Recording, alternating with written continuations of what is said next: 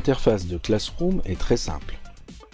La navigation principale se fait par 3 onglets dans le bandeau d'en-tête du cours.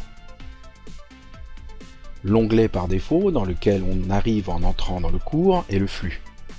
C'est un espace où ton professeur ou bien tes camarades de classe publient des annonces.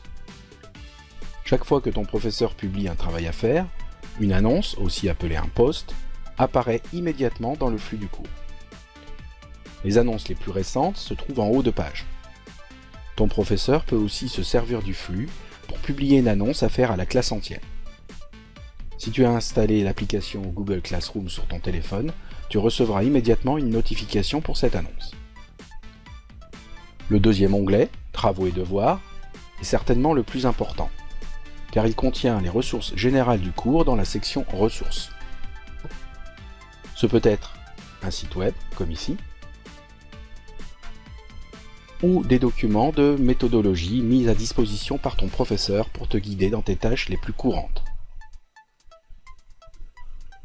Les autres éléments sont des travaux à faire, comme des quiz, des documents à compléter ou à rendre, des questions, des vidéos à regarder. Lorsque tu cliques sur un devoir, le détail de ce devoir s'affiche. Clique alors sur le lien « Afficher le devoir » pour afficher d'autres informations.